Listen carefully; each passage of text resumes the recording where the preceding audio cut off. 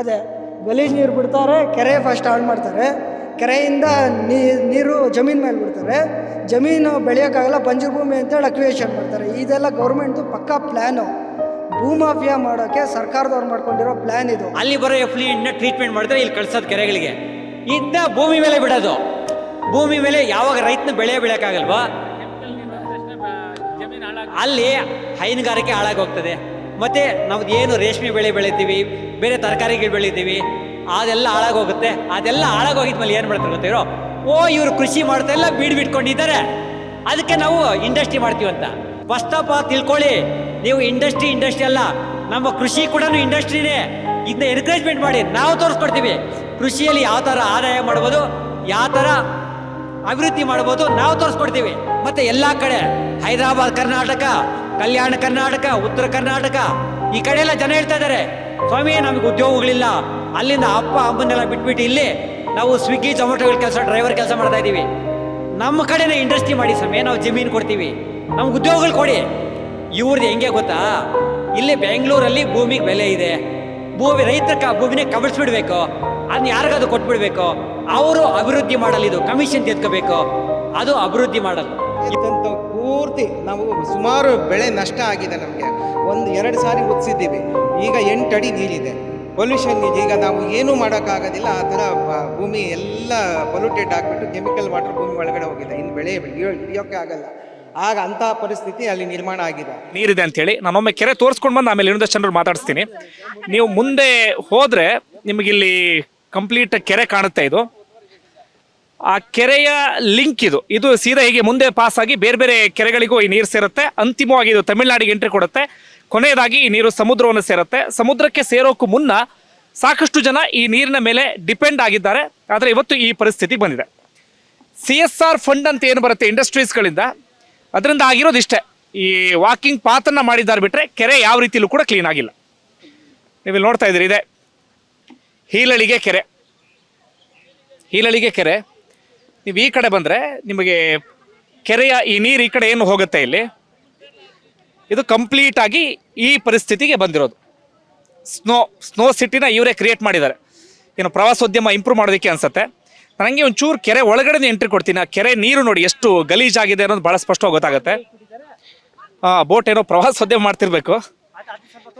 Okay, ಕೆಳಗಡೆ ಬಂದರೆ ಇದು ಕೆರೆ ನೀರು.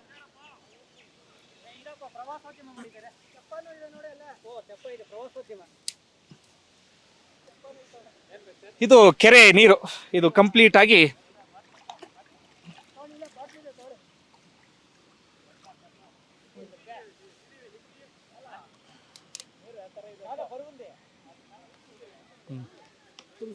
ನೋಡಿ, ಇದು ಕೆರೆ ನೀರು ಈ ಪರಿಸ್ಥಿತಿ ಬಂದಿದೆ.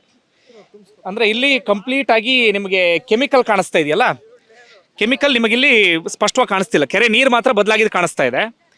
ನಿಮಗೆ ಆ ಕಡೆ ಹೋದಾಗ ಅಲ್ಲಿ ಕೆಳಗಡೆ ಆ ಫೋರ್ಸ್ಫುಲಿ ಬೀಳೋ ಕಾರಣಕ್ಕಾಗಿ ಅಲ್ಲಿ ಸ್ನೋ ಉತ್ಪತ್ತಿ ಆಗ್ತಿದೆ, ಅಥವಾ ಅಲ್ಲಿ ನಿಮಗೆ ನೊರೆ ಬರ್ತಾ ಇದೆ. ನೋಡಿ, ಈ ನೀರನ್ನು ಯಾವುದಕ್ಕಾದ್ರೂ ಬಳಸೋದಿಕ್ಕೆ ಸಾಧ್ಯವಾ? ಅಯ್ಯೋ ಭಗವಂತ, ನಾವು ಹೆಂಗೆ ಬೆಂಗಳೂರನ್ನೆಲ್ಲ ಸೇರಿಸ್ಕೊಂಡು ಸಾಯಿಸ್ತಾ ಇದೀವಿ, ಅಥವಾ ಬೆಂಗಳೂರು ಸರ್ವನಾಶ ಮಾಡ್ತಿದೀವಿ ಅಂತೇಳಿ. ಇದ್ರ ನಡುವೆ ಯಾರೋ ಪ್ರವಾಸೋದ್ಯಮ ಸೃಷ್ಟಿ ಮಾಡ್ತಿದ್ರು ಅನ್ಸತ್ತೆ. ಬೋಟ್ ತಂದಿಟ್ಟಿಯಾರ ಇಲ್ಲಿ. ಈ ಯಾರು ಮುಟ್ಟಕ್ಕಾದ್ರೂ ಆಗತ್ತೆ ನೀರಲ್ಲಿ. ಟೈಮಲ್ಲಿ ಮೀನು ಬೆಳೆದು ಮೀನುಗಾರರು ನೀರು ಹಿಡಿಯೋಕೆ ಇದ್ದಿದ್ದು. ಸೊ ಅಲ್ಲೂ ಯೋಗ್ಯವಿಲ್ಲದೆ ಇರೋಂಗ್ ಮಾಡಿದಾರೆ. ಇದು ಮೀನುಗಾರರು ಇಟ್ಟಿದ್ದು ಮೀನು ಹಿಡಿಯೋದಕ್ಕೆ ಅದೆಲ್ಲ ಯೂಸ್ ಮಾಡ್ತಾ ಇದ್ದಿದ್ದು. ಅದು ತೆಪ್ಪ ಅದು ಬಿಟ್ಟಿದ್ದಾರೆ ಆಲ್ರೆಡಿ ಸರ್. ಇದ್ರಲ್ಲಿ ಮೀನ್ ಬಿಟ್ಬಿಟ್ಟು ಸಾಕ್ತಾ ಇದ್ದಾರೆ. ಇವಾಗ ಆ ಮೀನ್ ತಿಂದವ್ರ ಜನಗಳು ಏನಾಗ್ಬೇಕು? ಮೀನು ಸಾಕ್ತಿರ? ಹೌದು, ಬಿಟ್ಟಿದ್ದಾರೆ, ಆಲ್ರೆಡಿ ಬಿಟ್ಟಿದ್ದಾರೆ, ಸಾಕ್ತಾ ಇದ್ದಾರೆ, ಹಿಡಿತಾ ಇದ್ದಾರೆ. ಇದು ಈ ಮೀನ್ ತಿಂದವ್ರ ಆರೋಗ್ಯ ಏನಾಗ್ಬೇಕಾಗಿದೆ ಸರ್? ಈಗ ಇದರಲ್ಲಿ ಪಾಪ ಯಾರೋ ಕಾಂಟ್ರಾಕ್ಟ್ ಎತ್ಕೊಂಡವ್ರು, ಪಾಪ ಕಾಂಟ್ರಾಕ್ಟ್ ಎತ್ಕೊಂಡವ್ರು ಮೀನುಗಳು ಸಾಕ್ತಾರೆ ಪಾಪ.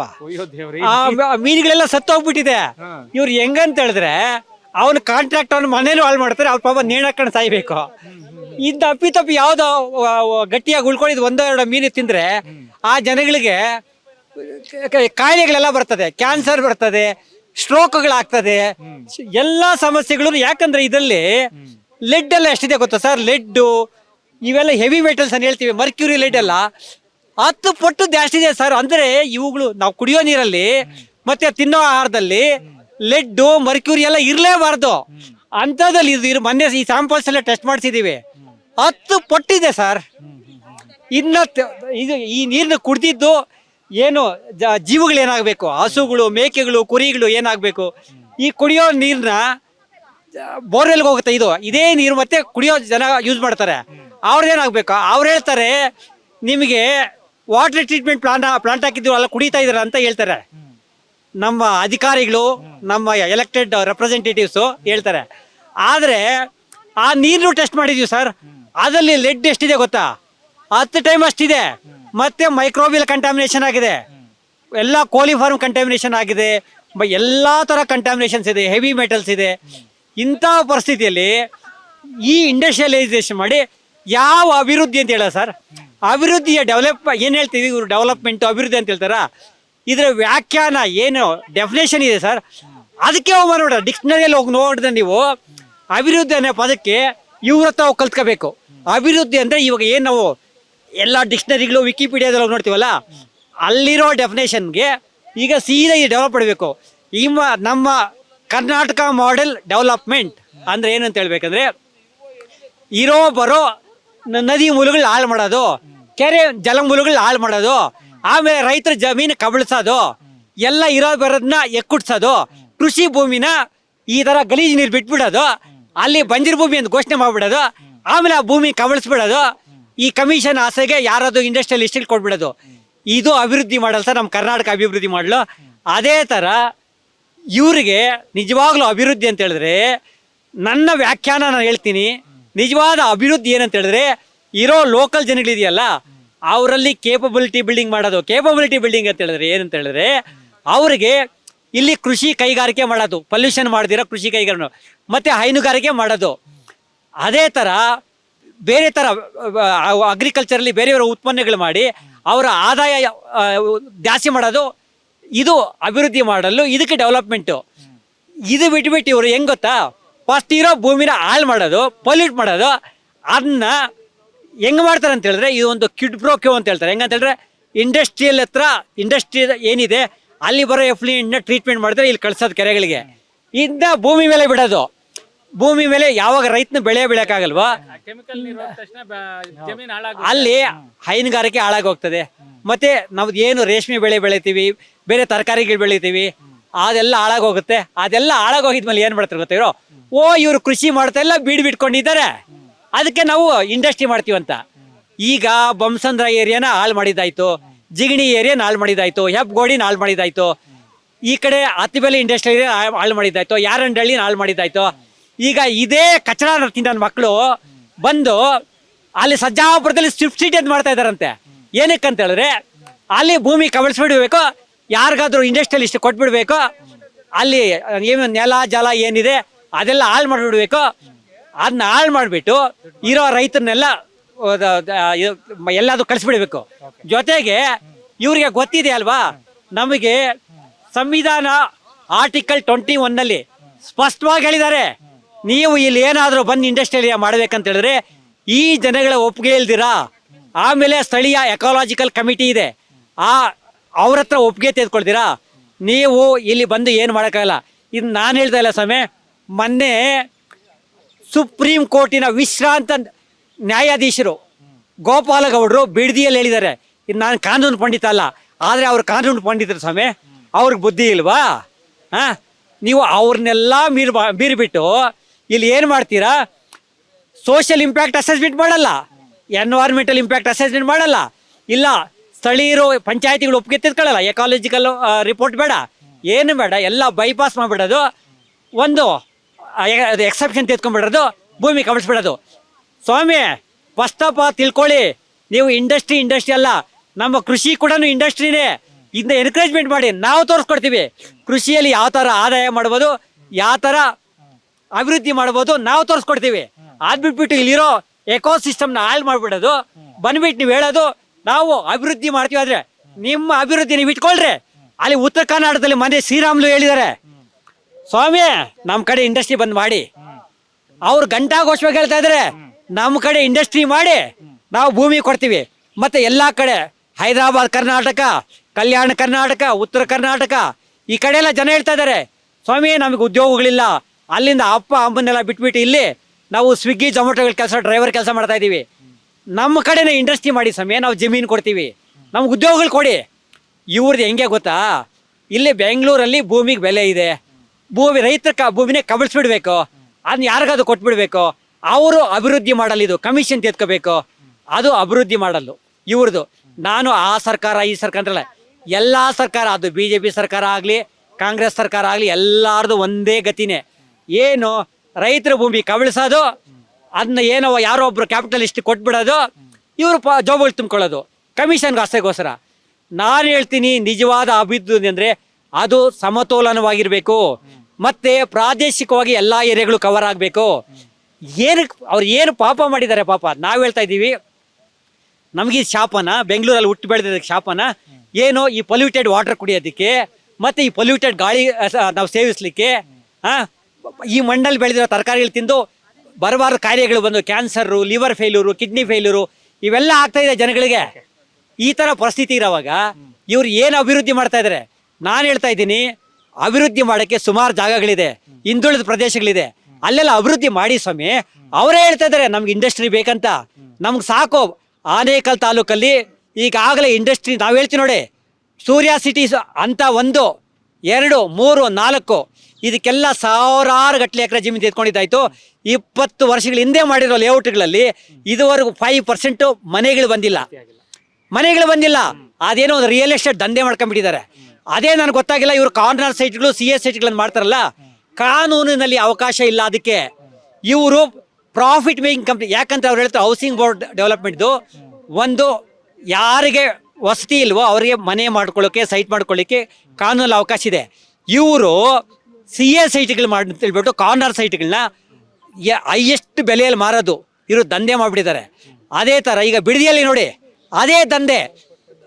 ಮತ್ತು ದೇವನಹಳ್ಳಿ, ನಮ್ಮ ಶಿಡ್ಲಘಟ್ಟ, ಎಲ್ಲ ಕಡೆ ಇವ್ರಿಗೆ ಏನು ಗೊತ್ತಾ ಸರ್, ಬೆಂಗಳೂರು ಸುತ್ತಮುತ್ತಲೂ ಇವ್ರಿಗೆ ಒಂದೇ ಬೇಕಾಗಿರೋದು, ಒಂದು ಭೂಮಿನ ಕಬಳಿಸು, ಯಾರಿಗಾದ್ರೂ ರಿಯಲ್ ಎಸ್ಟೇಟ್ ಅವ್ರಿಗೆ ಕೊಡು, ದುಡ್ಡು ಮಾಡು. ಅದು ಬಿಟ್ಬಿಟ್ಟು ರಿಯಲ್ ಅಭಿವೃದ್ಧಿ ಅಂತ ಹೇಳಿದ್ರೆ ನಮ್ಮ ನಂಜುಂಡಪ್ಪ ಆಯೋಗದವ್ರು ಹೇಳಿದ್ದಾರೆ, ಮತ್ತು ಸಮಗ್ರವಾಗಿ ಕರ್ನಾಟಕದಲ್ಲಿ ಎಲ್ಲ ಕಡೆ ಇಂಡಸ್ಟ್ರಿಯಲೈಸ್ ಮಾಡಿ, ಎಲ್ಲ ಕಡೆ ಅಭಿವೃದ್ಧಿ ಮಾಡಿ, ಎಲ್ಲ ಕಡೆ ವಿದ್ಯಾಭ್ಯಾಸ ಎಲ್ಲನೂ ಅವಕಾಶ ಕೊಡಿ ಅಂತ ಹೇಳಿದ್ದಾರೆ. ಏನು ಹೇಳ್ತೀರಿ ಸರ್? ನಮ್ಮದು ಕೆರೆ ಪಕ್ಕದಲ್ಲೇ ಅಲ್ಲಿ 1 ಎಕರೆ ಇದೆ, ಅಟ್ಯಾಚ್ಡ್ ಹಿಂಭಾಗನೇ. ಸುಮಾರು ಸಾರಿ ನಾವು ಆಲ್ರೆಡಿ ಪುರಸಭೆಗೆ, ಚಂದಾಪುರ ಸಂಬಂಧಪಟ್ಟಿರೋ ಎಲ್ಲ ಅಧಿಕಾರಿಗಳಿಗೂ ಮಾಹಿತಿ ಕೊಟ್ಟಿದ್ದೀವಿ. 2-3 ಸಾರಿ ಲೆಟರ್ ಕೊಟ್ಟಿದ್ದೀವಿ. ಮೊನ್ನೆ ಪ್ರೊಟೆಸ್ಟ್ ಮಾಡಿದ್ದೀವಿ. ಎಲ್ಲ ಇವರೆಲ್ಲ ಬಂದಿದ್ದರು, ತಹಸೀಲ್ದಾರ್ ಎಲ್ಲ ಬಂದು ಸರ್ವೆ ಮಾಡಿ, ಅವರು ಬೊಮ್ಮಸಂದ್ರ ಮತ್ತು ಈಲೆಲ್ಗೆಗೆ ಒಂದು ಗಡಿ ರೇಖೆ ಅಂತ ಇದೆ, ಅದನ್ನ ಗುರುತು ಮಾಡಿ ಇದಕ್ಕೆ ಪರಿಹಾರ ಈಸಿಯಾಗಿ ಕಂಡುಕೋಬಹುದು. ಎಲ್ಲ ಶಾಮೀಲಾಗ್ಬಿಟ್ಟಿದ್ದಾರೆ, ಪುರಸಭೆಯವರು ಅಧಿಕಾರಿಗಳೆಲ್ಲ ಶಾಮೀಲಾಗ್ಬಿಟ್ಟು, ಇಲ್ಲ ರಾಜಕಾಲುವೆನೂ ಇದೆ, ರಾಜಕಾಲುವೆ ಬರ್ತಾ ರಾಜಕಾಲುವೆನೇ ಇಲ್ಲ ಅಂತ ಹೇಳ್ತಾ ಇದ್ದಾರೆ. ಬಟ್ ಪ್ರಭಾವಿಗಳು ಅಲ್ಲೆಲ್ಲ ಮನೆಗಳು ಕಟ್ಕೊಂಡ್ಬಿಟ್ಟಿದ್ದಾರೆ. ಸೊ ಹಾಗಾಗಿ ನಮ್ಮ ಕೆರೆಗೆ ಪೂರ್ತಿ ನಾವು ಸುಮಾರು ಬೆಳೆ ನಷ್ಟ ಆಗಿದೆ. ನಮಗೆ 1-2 ಸಾರಿ ಉತ್ಸಿದ್ದೀವಿ. ಈಗ 8 ಅಡಿ ನೀರಿದೆ, ಪೊಲ್ಯೂಷನ್ ನೀರು. ಈಗ ನಾವು ಏನೂ ಮಾಡೋಕ್ಕಾಗೋದಿಲ್ಲ. ಆ ಥರ ಭೂಮಿ ಎಲ್ಲ ಪೊಲ್ಯೂಟೆಡ್ ಆಗಿಬಿಟ್ಟು ಕೆಮಿಕಲ್ ವಾಟರ್ ಭೂಮಿ ಒಳಗಡೆ ಹೋಗಿದೆ. ಇನ್ನು ಬೆಳೆ ಹಿಡಿಯೋಕ್ಕೆ ಆಗಲ್ಲ. ಆಗ ಅಂತಹ ಪರಿಸ್ಥಿತಿ ಅಲ್ಲಿ ನಿರ್ಮಾಣ ಆಗಿದೆ. ಈಗ ಇದಕ್ಕೆ ಪರಿಹಾರ ಅಂತಂದರೆ, ಈಗ ಅಲ್ಲಿ ಗಡಿ ಅಂತ ಇದೆ, 2 ಇದಕ್ಕೆ ಅಲ್ಲಿ ಗಡಿನಲ್ಲಿ ಸ್ವಲ್ಪ ದೊಡ್ಡದಾಗಿ ಕಾಲುವೆ ಮಾಡ್ಕೊಂಡು ಹೋಗಿ ಇಲ್ಲಿ ತಂದು ಬಿಟ್ಟರೆ ಸದ್ಯಕ್ಕೆ ಪರಿಹಾರ. ಇದಕ್ಕೆ ಶಾಶ್ವತವಾಗಿರ್ತಕ್ಕಂಥ ಪರಿಹಾರ ಏನಾದರೂ ಕಂಡುಕೊಳ್ಳೇಬೇಕು. ಇಲ್ಲ ಅಂದರೆ ಯಾವಾಗಲೂ ನಮ್ಮ ಈ ತೋಟಗಳು, ಗದ್ದೆಗಳಿಗೆ ಯಾವಾಗಲೂ ನೀರು ಪರ್ಮನೆಂಟ್ ಆಗಿರುತ್ತೆ. ಇವಾಗ ಬನ್ನಿ ಅಲ್ಲಿ ತೋರಿಸ್ತೀನಿ. ಸುಮಾರು ಒಂದು 6 ಅಡಿ. ಈಗ ನಮ್ಮ ಗದ್ದೆ ಏನು ಮಾಡೋದು? ಈಗ ಅದು ನಮಗೆ ಎಷ್ಟು, ಅದಕ್ಕೆ ನಷ್ಟ ಪರಿಹಾರ ಕಟ್ಕೊಡಿ ಅಂತಲೂ ನಾನು ಈಗಾಗಲೇ ಮನವಿ ಕೊಟ್ಟಿದ್ದೀನಿ, 2-3 ಮನವಿ ಕೊಟ್ಟಿದ್ದೀನಿ. ಮೊನ್ನೆ ಬಂದು 1 ವಾರ ಟೈಮ್ ಕೊಡಿ ಅಂತ ಮುಚ್ಚಿಬಿಟ್ಟಿದ್ವಿ. ಆ್ಯಕ್ಚುಲಿ ರಾತ್ರಿ ಬಂದು ತೆಗೆದುಬಿಟ್ಟು ಕೇಳಿದ್ದಕ್ಕೆ ಇಲ್ಲ 1 ವಾರ ಟೈಮ್ ಕೊಡಿ ಅಂತ ಹೇಳಿದ್ರು. 1 ವಾರ ಅಲ್ಲ, 15 ದಿನ 20 ದಿನ ಆಯಿತು. ಇವತ್ತಿಗೂ ನೀರು ಹಂಗೆ ಹೋಗ್ತಾ ಇದೆ ನಮ್ಮ ಗದ್ದೆ ಮೇಲೆ. ಈಗ ನಮಗೆ ಏನು ಮಾಡಬೇಕು ಅಂತ ನಮಗೆ ದಿಕ್ಕು ತೋಚ್ತಾ ಇಲ್ಲ. ಸರ್, ನೆಲ, ಜಲ, ಪರಿಸರ ಸಂರಕ್ಷಣೆ ಪ್ರತಿಯೊಬ್ಬ ಪ್ರಜ್ಞಾವಂತ ಪ್ರಜೆಯ ಒಂದು ಆದ್ಯ ಕರ್ತವ್ಯ. ಆದರೆ ಈಗಿನ ವಸ್ತುಸ್ಥಿತಿಗಳು, ಸಮಾಜದ ವ್ಯವಸ್ಥೆ ಹಾಗೂ ರಾಜಕೀಯ ದೊಂಬರಾಟದಿಂದ ಕೆರೆಗಳು ಈ ಪರಿಸ್ಥಿತಿಗೆ ಬಂದಿದ್ದಾವೆ. ಏನು ಇಲ್ಲಿ ಹರಿದು ಬರುವ ಕೆರೆಗಳ ನೀರು ಮುತ್ತಾನೂರು ಕೆರೆಯಿಂದ ಬಿದಿರುಗುಪ್ಪೆ ಕೆರೆಗೆ ಹೋಗಿ ತಮಿಳುನಾಡು ಮುಖಾಂತರ ಹರಿದು ಹೋಗ್ತಾ ಇದೆ. NGT ಅವರು 500 ಕೋಟಿ ದಂಡ ಹಾಕಿದ್ರೂ ಯಾವುದೇ ಮಾನದಂಡ ಇಲ್ಲದೆ ಬಂದಿರೋ ದುಡ್ಡು ಎಲ್ಲಿ ಖರ್ಚು ಮಾಡಿದ್ದಾರೆ ಅಂತ ಗೊತ್ತಿಲ್ಲ. ಆದರೆ ನಮ್ಮ ಸ್ಥಳೀಯ ಶಾಸಕರಿಗೆ ಇದೆಲ್ಲ ಗೊತ್ತಿದೆ, ಅವರು ಕಣ್ಣು ಮುಚ್ಚಿ ಕೂತಿದ್ದಾರೆ. ನಾನು ಅವರಿಗೆ ಅವರ ಸರ್ಕಾರದಲ್ಲಿ ಒಂದು ಮನವಿ ಮಾಡ್ಕೊಳೋದು, DK ಶಿವಕುಮಾರ್ ಅವರ ಮನವಿ ಮಾಡ್ಕೊಳೋದು, ನಮ್ಮ ಆನೇಕಲ್ ತಾಲೂಕಿನ ಸಚಿವರಿಗೆ ಶಿವಣ್ಣನವರಿಗೆ ಒಂದು ಪ್ರವಾಸೋದ್ಯಮ ಇಲಾಖೆ ಕೊಟ್ಟರೆ ಅವ್ರು ಎಲ್ಲಿ ಹೋಗಿ ಪ್ರವಾಸೋದ್ಯಮ ಡೆವಲಪ್ ಮಾಡೋದು ಬೇಕಾಗಿಲ್ಲ. ಇಲ್ಲೇ ಶಿಮ್ಲಾ ಕ್ರಿಯೇಟ್ ಮಾಡಿದ್ದಾರೆ, ಇಲ್ಲೇ ಸ್ನೋ ಸಿಟಿ ರೆಡಿ ಮಾಡಿದ್ದಾರೆ. ಅವರಿಗೆ ಪ್ರವಾಸೋದ್ಯಮ ಇಲಾಖೆ ಕೊಟ್ಬಿಡಿ, ಅವರಿಗೆ ಒಳ್ಳೆ ದುಡ್ಡು ಮಾಡೋದಕ್ಕೆ ಎಲ್ಲದಕ್ಕೂ ಅವಕಾಶ ಇಲ್ಲೇ ಸಿಗುತ್ತೆ. ಬೇರೆ ಕಡೆ ಹೋಗಿ ಡೆವಲಪ್ ಮಾಡೋದು ಬೇಕಾಗಿಲ್ಲ. ಯಾಕಂದರೆ ಇಲ್ಲೇ ಪ್ರವಾಸೋದ್ಯಮ ಇದೆ, ಇಲ್ಲೇ ಶಿಮ್ಲಾ ಕ್ರಿಯೇಟ್ ಮಾಡಿದ್ದಾರೆ, ಇಲ್ಲೇ ಸ್ನೋ ಸಿಟಿ ಇದೆ. ನಾವು ನಮ್ಮ ಮಕ್ಕಳಿಗೆ ನಾವು ಚಿಕ್ಕ ಮಕ್ಕಳಿದ್ದಾಗ ನಮ್ಮ ಪೇರೆಂಟ್ಸ್ ನಮ್ಮ ಬೇರೆ ಕಡೆ ಕರ್ಕೊಂಡೋಗಿ ಪ್ರವಾಸೋದ್ಯಮ ತೋರಿಸ್ತಾ ಇದ್ರು. ಈಗಿನ ಪರಿಸ್ಥಿತಿಯಲ್ಲಿ ಇದೇ ಭಾಗದಲ್ಲಿ ಇಲ್ಲೇ ಪ್ರವಾಸೋದ್ಯಮ ಇರೋದ್ರಿಂದ ಅವರಿಗೆ ಒಳ್ಳೆ ಸೂಕ್ತ ಕಾಯ್ದೆ ಅವ್ರು ಕೊಡ್ಬೋದು. ಪ್ರವಾಸೋದ್ಯಮ ಇಲಾಖೆನ ಚೆನ್ನಾಗಿ ನಿಭಾಯಿಸ್ತಾರೆ ಅವರು ಅಂತ ಹೇಳಕ್ಕೆ ಇಷ್ಟಪಡ್ತೀನಿ. ಇದೇ ರೀತಿ ಇದೇ ನೀರನ್ನ ಹರಿದು ಬಿಟ್ಟು ಅಂತರ್ಜಲ ಅತ್ಯುತ್ತಮವಾಗಿ ಮಾಲಿನ್ಯ ಆಗಿದೆ.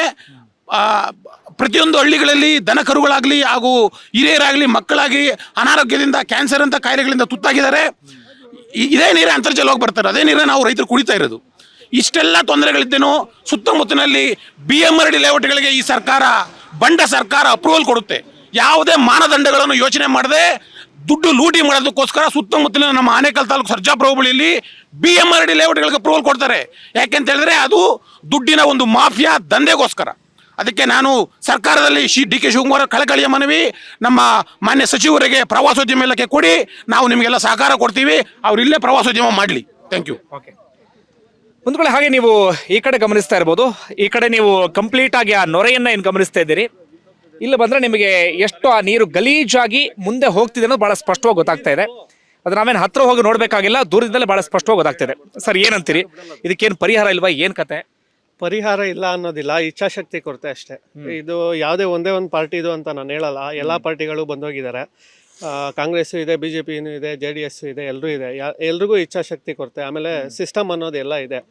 ಸಿಸ್ಟಮಲ್ಲಿ ಅಕೌಂಟಬಿಲಿಟಿ ಅನ್ನೋದಿಲ್ಲ ಯಾರಿಗೂ. ಈಗ ನಾವು ಇದು ರಿಲೇಟೆಡ್ ಪಾದಯಾತ್ರೆನೂ ಮಾಡಿದ್ವಿ. ಮುತ್ತಲ್ನೂರು ಕೆರೆಯಿಂದ ಬೊಮ್ಮಸಂದ್ರಕ್ಕೆ. ಬೊಮ್ಮಸಂದ್ರ ಇಂಡಸ್ಟ್ರಿಯಲ್ ಏರಿಯಾಯಿಂದನೇ ಮೇಜರ್ ಪ್ರಾಬ್ಲಮ್ ಆಗ್ತಾ ಇರೋದು ಸದ್ಯಕ್ಕೆ. ಬೊಮ್ಮಸಂದ್ರ ಇಂಡಸ್ಟ್ರಿಯಲ್ ಏರಿಯಾ ಬಂದು ಒಂದು 25-30 ವರ್ಷ ಆಗಿದೆ. 30 ವರ್ಷದ ಹಿಂದೆ ಎಲ್ಲ ಕೆರೆಗಳಲ್ಲೂ ಕಾನೆ ಅಂತ ಇರುತ್ತೆ, ಕೆಳಗಡೆ ಕೆರೆ ಬೆಳೆಗಳು ಬೆಳ್ಕೊಂಡು ಹಸು ಮೇಯಿಸ್ಕೊಂಡು ರೈತರು ಇದ್ದಿದ್ದು. ದಿನೇ ದಿನೇ ಅರ್ಬನೈಸೇಷನ್ನು, ಇಂಡಸ್ಟ್ರಿಯಲೈಸೇಷನ್ನು, ಈ ಪ್ಲಾನಿಂಗ್ ಇಲ್ಲದೆ ಈ ಸರ್ಕಾರಗಳು, ಈ ಮುಟ್ಟಾಳರು, ಅಧಮರು, ಅಧ್ಯಕ್ಷರು ಅಧಿಕಾರಕ್ಕೆ ಬಂದಾಗ ಏನಾಗುತ್ತೆ ಅನ್ನೋದಕ್ಕೆ ಲೈವ್ ಎಕ್ಸಾಂಪಲ್ಸ್ ಇದೆಲ್ಲ ಅಷ್ಟೇ. ಈಗ ಎಚ್ಚೆತ್ಕೊಳ್ದೆ ಈಗ ಏನಾಗ್ತಾ ಇದೆ, ಆ್ಯಕ್ಚುಲಾಗಿ ಜನರೇಷನ್ ಅಂತ ಏನಿದೆಯೋ ಅವ್ರು ಆ್ಯಕ್ಚುಲಾಗಿ ಕರೆಕ್ಟ್ ದಾರಿಯಲ್ಲಿದ್ದಾರೆ. ಯಾವುದೋ ಒಂದು ಕೆಲವೊಂದು ಸಂಘಟನೆಗಳು ಅವ್ರ ಜೊತೆಗೆ ಸೇರಿಕೊಂಡು ಅವ್ರನ್ನ ದಿಕ್ತಪ್ಪಿಸ್ತಾ ಇದ್ದಾರೆ ಅಷ್ಟೇ.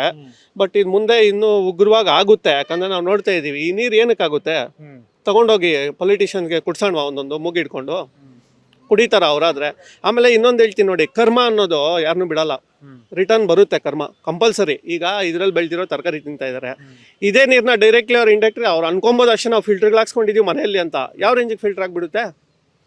ಈಗ ಜನರಿಗೆ ಫಿಲ್ಟರ್ ಹಾಕಿ 5 ರೂಪಾಯಿ ತೊಗೊಂಡು ಫಿಲ್ಟರ್ ನೀರು ಕುಡಿಸ್ತಾ ಇದ್ದೀವಿ ಅಂತಾರಲ್ಲ, ಯಾವ ರೇಂಜಿಗೆ ಫಿಲ್ಟರ್ ಆಗುತ್ತೆ?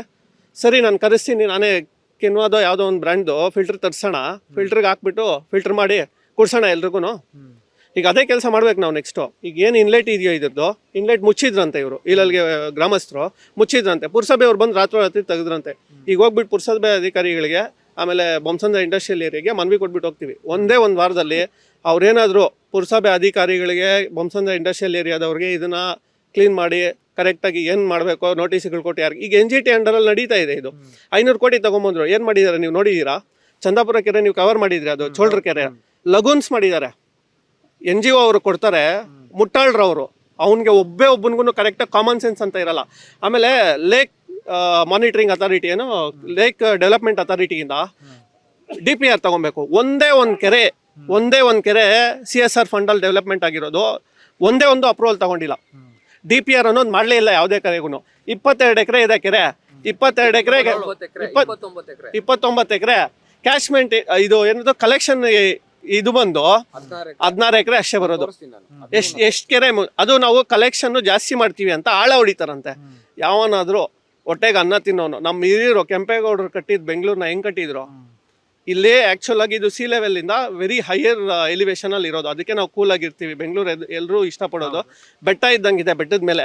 ಈ ಜಾಗದಲ್ಲಿ ನೀರಿಗೆ ಯಾವುದೇ ಮೈಸೂರು ರಾಜರು ನಮಗೆ ಅಲ್ಲಿ KRS ಕೊಡೋ ಮುಂಚೆನೇ ಸ್ವಾವಲಂಬಿಗಳಾಗಿ ಕೆರೆಗಳನ್ನ ಕಟ್ಟಿ, ಒಂದು ಕೆರೆಯಿಂದ ಒಂದು ಕೆರೆಗೆ ಕನೆಕ್ಷನ್ ಕೊಟ್ಟು ರಾಜಕಾಲುವೆಗಳ ಮುಖಾಂತರ ಅದನ್ನು ನಮಗೆ ಬಳುವಳಿಯಾಗಿ ಕೊಟ್ಬಿಟ್ಟು ಹೋಗಿದ್ರು.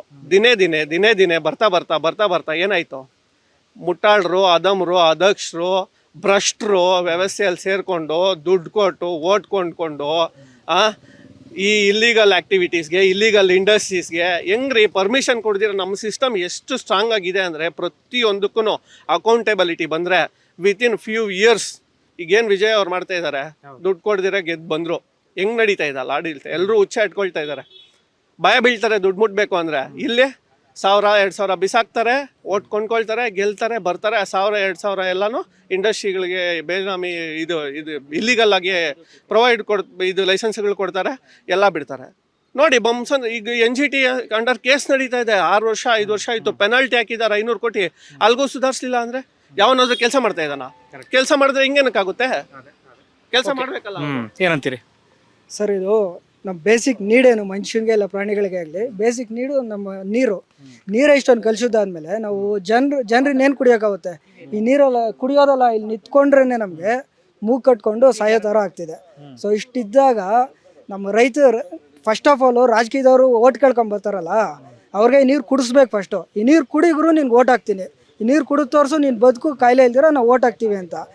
ಇಲ್ಲಿ ಬೊಮ್ಸಂದ್ರ ಇಂಡಸ್ಟ್ರಿಯಲ್ ಏರಿಯಾ ಆಗಲಿ, ಯಾವುದಿದು ಬಯೋಕಾನ್ ಆಗಲಿ, ಆಮೇಲೆ ನಾರಾಯಣದಲ್ಲಿ ಹೆಲ್ತ್ ಸಿಟಿ ಏನು ಅಂದರೆ ನಮ್ಮ ಹತ್ರ ಇಲ್ಲಿ ನಮಗಿಲ್ಲೆಲ್ಲ ಕಲುಷಿತ ನೀರು ಬಿಡೋದು, ನಮ್ಮನ್ನೆಲ್ಲ ಹೆಲ್ತ್ ಹಾಳು ಮಾಡೋದು, ಅದೇ ದುಡ್ಡು ತೊಗೊಂಡೋಗಲ್ಲೋಗಿ ಅಡ್ಮಿಟ್ ಆಗ್ಬೇಕು ನಾವು. ಸೊ ರೀಸೈಕಲ್, ಅವ್ರು ದುಡ್ಡು ರೀಸೈಕಲ್ ಮಾಡ್ತಾರೆ, ಅವ್ರು ಬಿಸ್ನೆಸ್ ಮಾಡ್ತಾರೆ, ಅವ್ರು ಕ್ರಿಯೇಟ್ ಮಾಡ್ಕೊಂಡು ಮಾಡ್ತಾರೆ.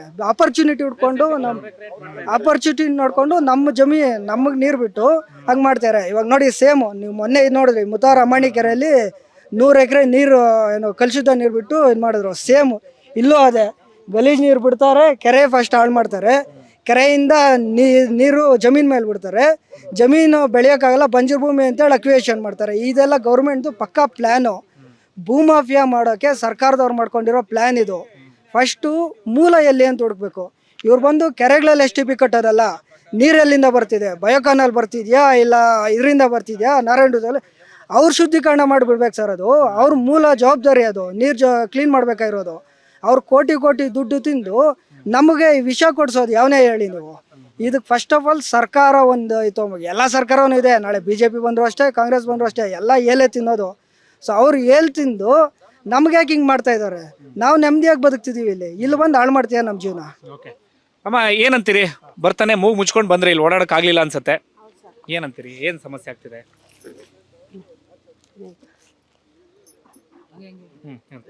ಸಾರ್ ಈ ಕಡೆ ಎಲ್ಲ ಓಡಾಡಕ್ಕಾಗಲ್ಲ.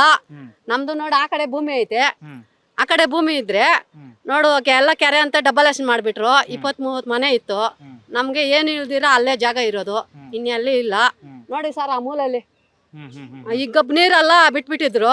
ಈ ಗಬ್ ನೀರು ಈ ಕಡೆ ಆ ಕಡೆ ವಾಸನೆಗೆ ಇರಕ್ಕಾಗಲ್ಲ ಸರ್. ಊರಲ್ಲಿ ಹೋಗಿ ಇಲ್ಲಲ್ಲಿ ಹೋಗಿ ಒಪ್ಪರಲ್ಲಿ ಇದ್ದೀವಿ. ನಮ್ಗೂ ಜಾಸ್ತಿ ಕಷ್ಟ ಆಗೋಗದೆ ಸರ್ 20 ವರ್ಷದಿಂದನು. ಏನು ಯಾ ಕಡೆ ನೋಡಿದ್ರೇನು ನಮ್ಮ ಪುರಸಭೆಯವರು ಕೇಳಿಲ್ಲ, ಬೊಮ್ಮಸಂದ್ರ ಪುರಸಭೆಯವರು ಕೇಳಿಲ್ಲ. ಅವರೇ ಬಂದು ಎಲ್ಲ ಮಾಡ್ಬಿಟ್ಟವ್ರೆ ಸರ್. ಯಾರು ಅಂತ ಗೊತ್ತಾಗ್ಲಿಲ್ಲ ಸರ್, ಎಲ್ಲ ಮಾಡ್ಬಿಟ್ಟವ್ರೆ. ಅವ್ರ ಮೇಲೆ ಇವ್ರು ಹೇಳ್ತಾರೆ, ಇವ್ರ ಮೇಲೆ ಅವ್ರು ಹೇಳ್ತಾರೆ ಸರ್. ಅನ್ಯಾಯ ಮಾಡ್ಬಿಟ್ಟಿದ್ದಾರೆ ಸರ್ ನಮ್ಗೆ. ಏನು ಮಾಡಕ್ಕಾಗಲ್ಲ, ಏನು ಕುಡಿಯಕ್ಕಾಗಲ್ಲ, ಬೆಳೆ ಬೆಳೆಯಕ್ಕಾಗಲ್ಲ, ಅಟ್ಲೀಸ್ಟ್ ಇಲ್ಲಿ ಓಡಾಡಕ್ಕೂ ಆಗಲ್ಲ. ಹೌದು ಸರ್, ಓಡಾಡಕ್ಕೂ ಆಗಲ್ಲ, ಮತ್ತೆ ಆ ಕಡೆ ಈ ಕಡೆ ತಿರ್ಗಾಕೂ ಆಗಲ್ಲ ಸರ್. ನಮ್ಗೆ ಜಾಸ್ತಿ ಅಳುವು ಬಂದ್ಬಿಟ್ಟದೆ. ಮನೆಗಳು ಕೆಡಬಿಟ್ಟು ಎಲ್ಲ ಸುತ್ತೋಗ್ಬೇಕು ಅಂದ್ಕೊಂಡಿದ್ವಿ ನಾವು. ಆಮೇಲೆ ತಮಿಳ್ನಾಡಿಗೆ ಹೋಗ್ಬಿಟ್ಟು ಅಲ್ಲೊಂದು 2 ವರ್ಷ 3 ವರ್ಷ ಇದ್ಬಿಟ್ಟು ಬಂದ್ವಿ. 7-8 ವರ್ಷ ಆಗೋಯ್ತು ಮನೆಗಳು ಬಿದ್ದು. ನೋಡಿ ಸರ್, ಇಲ್ಲಲ್ಲಿ ಒಪ್ಪರಲ್ಲಿ ಇದ್ದೀವಿ ಸರ್. ನೋಡಿ ನಮ್ಮನ್ನೆಲ್ಲ ನಾಶನ ಮಾಡ್ಬಿಟ್ಟಿದ್ದಾರೆ ಸರ್, ಎಲ್ಲ ನಾಶನ ಮಾಡ್ಬಿಟ್ಟಿದ್ದಾರೆ ಸರ್. ನೋಡಿ ಸರ್, ಅಲ್ಲೇ ನೋಡಿ ಸರ್, ನೋಡು ಆ ಮರ ಐತೆ ನೋಡಿ ಸರ್, ಅಲ್ಲೇ ಭೂಮಿ ಕೊಟ್ಟಿರೋದು ನಮ್ಗೆ. ಇನ್ನು ಅಲ್ಲಿ ಗತಿ ಇಲ್ಲ, ಅದ್ ಬಿಟ್ರೆ ಬೇರೆ ತಾವ್ ಎಲ್ಲಿ ಇಲ್ಲ ಸರ್. ಸಣ್ಣ ಗುಡಿಸ್ಲು ಮಾಡ್ಕೊಂಡಿದ್ದೀರಿ? ಸಣ್ಣ ಗುಡಿಸ್ಲು ಒಪ್ಪರ್ಲು ಎಲ್ಲ ಹಾಕಿದ್ವಿ ಸರ್. ಶೀಟ್ ಮನೆ ಎಲ್ಲ ಕೆರೆಗೆ ಸೇರ್ತದೆ ಅಂತ ಎಲ್ಲ ಕೆಡು ಬಿಟ್ಟಿದ್ದಾರೆ ಸರ್.